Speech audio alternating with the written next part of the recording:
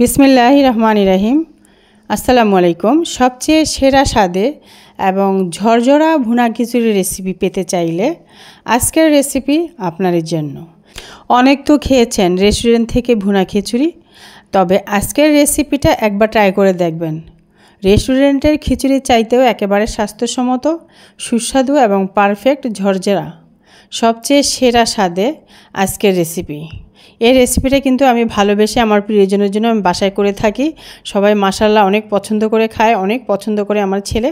আমি কিন্তু প্রায় এটা টিফিনেও দিয়ে থাকি। আপনি চাইলে কিন্তু এই খিচুড়ির রেসিপিটা এটা রান্না করে আপনার সোনামণিকে টিফিনেও দিতে পারবেন। সুপ্রিয় দর্শক, আমি কথা বলতে বলতে অনেক দূরে গিয়ে এসেছি। একটু পিছনে যদি ফিরে যাই, এখানে আমি চাল নিয়েছি, পোলাওয়ের চাল 3 পট, 1 পোয়া করে এই চালগুলো। তো 3 পোয়া বলা যায় এখানে চাল, পোলাওয়ের চাল। সেই সাথে এখানে আমি ডাল নিয়েছি 1.5 পট, যেই পট দিয়ে আমি চাল মেপেছি। তো এখানে সঠিক মেজারমেন্ট আপনাদের জন্য, যতটুকু চাল নেবেন তার অর্ধেক ডাল নেবেন। তো এখানে আমি 2 প্রকার ডাল ব্যবহার করেছি, মসুর ডাল এবং মুগ ডাল।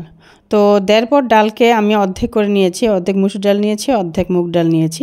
তো ডালগুলিকে আমি 30 মিনিটের মতো কিন্তু পানি দিয়ে ভিজিয়ে রেখেছি, তারপরে ভালো করে কষলিয়ে ধুয়ে নিয়েছি।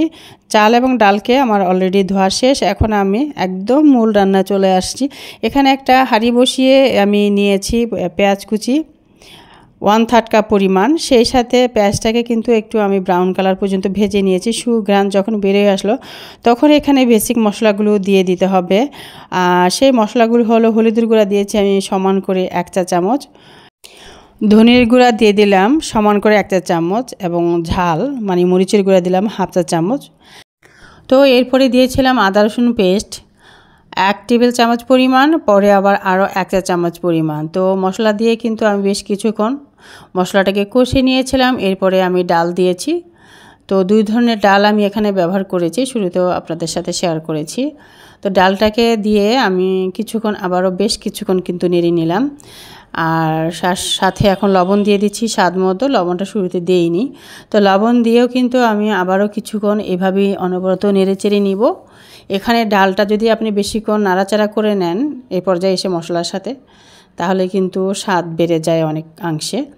এরপরে এখানে আমি ব্যবহার করছি টমেটো সস। এখানে আমি 3 চা চামচ টমেটো সস দিয়ে দিলাম। এটা হোমমেড টমেটো সস, আমার নিজের হাতে বানানো। তো এটা গত বছরের টমেটো সস, মাশাআল্লাহ এখনও অনেক ভালো আছে। তো প্রতি বছরই টমেটো সস আমি বানাই এবং সেটা আপলোড করি ইউটিউবে এবং পেজে। আপনারা যারা আমার রেগুলার সঙ্গী আছেন, শুভাকাঙ্ক্ষী, তারা তো নিশ্চয়ই জানেন। যাই হোক, আমি কিন্তু টমেটো সস দিয়ে বেশ কিছুক্ষণ আবারও নেড়েচেড়ে নিয়ে এখন আগে থেকে পরিষ্কার করে রাখা পোলাওর চালটা দিয়ে দিলাম। তো পুরোটাই ভালো করে দিয়ে দিব। আগে থেকে ধুয়ে নিয়েছিলাম এবং পানিটা ঝরিয়ে নিয়েছিলাম। পোলাও রান্না করার জন্য আমরা যেটা করে থাকি সেম প্রসেস। তো দিয়ে নিয়ে এখন ভালো করে মিশিয়ে নিব ডালের সাথে, মশলার সাথে চালটাকে।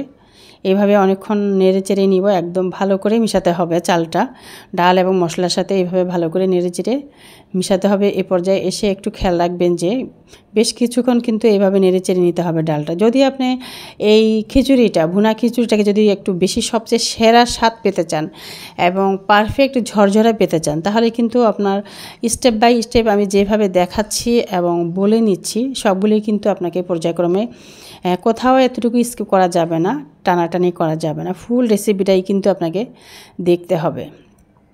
এবং যতটুকু আমি নাড়াচাড়া করছি, যেভাবে বলছি সেইভাবে যদি আপনিও করেন, আপনার ভুনা খিচুড়িটাও কিন্তু এত সুন্দর ঝরঝরা এবং সবচেয়ে সেরা স্বাদের হবে। তো আমি পাশের চুলাতে কিন্তু গরম পানি বসিয়েছি, যে পানিটা আমি এখন ব্যবহার করব। তো সেটা আপনাদের সাথে শেয়ার করলাম। তো এখন পানি দিয়ে নিচ্ছি।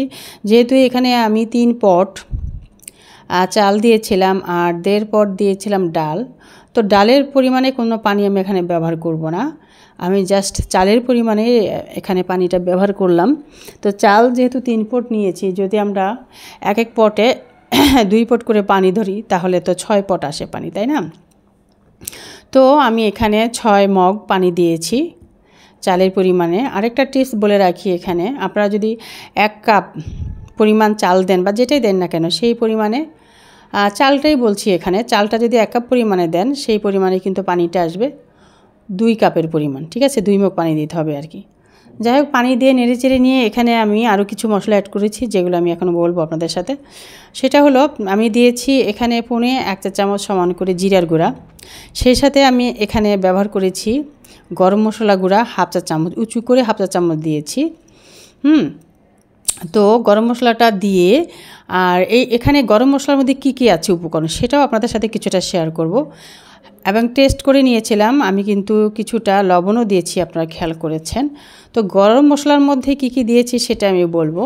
সেটা হচ্ছে গরম মশলা যেগুলো হয়, দারচিনি, এলাচ, লবঙ্গ, তেজপাতা, ঠিক আছে। তো এগুলোর সাথে কিন্তু আমি জয়ত্রী জয়ফলও কিছুটা ছিল, সেটাও মিলে কিন্তু আমি একটা গরম মশলা রেডি করে নিয়েছি। সেখান থেকে আমি এখানে 1/2 চা চামচ দিয়েছি। সেই সাথে আমি দিয়েছি এখানে ঘি ব্যবহার করেছি 1 টেবিল চামচ পরিমাণ, সেই সাথে কাঁচামরিচ দিয়েছি কয়টা। তো সমস্ত উপকরণ দিয়ে ভালো করে নেড়েচেড়ে নিয়ে এখন আমি দমে রেখে দিব।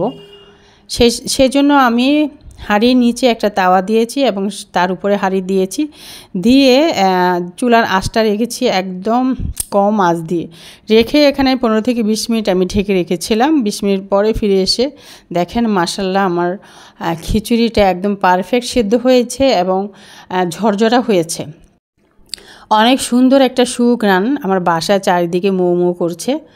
তো আমি এখন যেটা করব, একটা প্লেটে সার্ভিসিং করে নিয়েছি এবং একটু টেস্ট করব, আপনাদের সাথে শেয়ার করব। মাশাআল্লাহ এতটা ঝরঝরা এবং এতটা টেস্ট হয়েছে যে আমি এখন খাবো আর আপনাদের সাথে শেয়ার করব। দেখেই বুঝতে পারছেন আপনারা যে আমার এই পোলাওটা, মানে খিচুড়িটা, ভুনা খিচুড়িটা যে কতটা ঝরঝরা হয়েছে। হ্যাঁ, আর ঝরঝরা করতে গিয়ে যে চালগুলো শক্ত হয়েছে ব্যাপারটা কিন্তু এরকম না। আর চালগুলো প্রত্যেকটা চাল মাশাআল্লাহ অনেক সুন্দর সিদ্ধ হয়েছে, পাশাপাশি ঝরঝরা হয়েছে, সেই সাথে সবচেয়ে সেরা স্বাদের হয়েছে। তো আপনাদের ভুনা খিচুড়িটাও এত সুন্দর ঝরঝরা এবং সবচেয়ে সেরা স্বাদের হতে পারে যদি সেম রেসিপিটা দেখে আপনিও একবার ট্রাই করেন, তাহলে দেখবেন আপনাদের খিচুড়িটাও কিন্তু এতটা সেরা স্বাদের হবে, ঝরঝরা হবে, খুবই টেস্টি হবে। চাইলে এই খিচুড়ি আপনি আপনার সোনামণিকে, আপনার বাচ্চাকে টিফিনে দিতে পারেন। চাইলে বাসায় যদি কোনো গেস্ট আসে সেখানেও তাদের জন্য রান্না করে সার্ভ করতে পারেন। মেহমানরা খেয়ে তো পঞ্চমুখ হবে আপনার প্রশংসায়, আর আপনার কাছে রেসিপি জানতে চাইবে। আমি দেখিয়ে দিয়েছি যে কতটা সিদ্ধ হয়েছে, মাশাআল্লাহ পারফেক্টভাবে সিদ্ধ হয়েছে এবং খুবই ঝরঝরা হয়েছে। তো অনেক টেস্টি হয়েছে। কেন বললাম, আমি কিন্তু খেয়েছি আগে, যেহেতু এই খিচুড়িটা আমি রান্না করেছিলাম 2 দিন আগে আর আজকে আপলোড করছি। তো দেখতে পাচ্ছেন কতটা ঝরঝরা হয়েছে, মাশাআল্লাহ অনেক ইয়াম্মি হয়েছে, লুকিং একদম ডেলিশিয়াস এবং সো ইয়াম্মি। এই জন্য আমি এখন খেয়ে নিব, কারণ খাওয়ার ব্যাপারটা আর দেরি করা যাচ্ছে না আর কি, এতটা টেস্ট। তো সুপ্রিয় দর্শক, আজকের রেসিপিটা কেমন হলো অবশ্যই কমেন্ট করে জানাতে ভুলবেন না। আর আপনাদের সুন্দর মতামত অবশ্যই কমেন্টসের মাধ্যমে জানাবেন, আপনাদের বেশি বেশি কমেন্টস দেখতে চাই। আর হ্যাঁ, এটা হচ্ছে আমার একদম কি বলা যায়, পরিবারের প্রিয়জনের একটা রেসিপি। ওরা ভীষণ পছন্দ করে এইভাবে রান্না করলে। আমি কিন্তু এই রান্নাটা প্রায় করে থাকি। মাশাআল্লাহ এতদিন আমার বাচ্চা বুঝতো না খিচুড়ি কী এবং সেটার টেস্ট কেমন হয়, সে এখন বোঝে এবং এইভাবে রান্না করলে সে খায়, প্লাস সে বলে আমি এটা টিফিনে নিব। এবং বাসায় যদি আমি ভাত রান্না করি, সে ভাতের পরিবর্তে এই খিচুড়িটাই খায়। তো আমার ভীষণ ভালো লাগে যে আমি ভালোবেসে কোনো একটা কিছু রান্না করলাম, আমার বাচ্চা, আমার হাজব্যান্ড, আমার প্রিয়জন যদি সেটা পছন্দ করে খায়, খুবই ভালো লাগে।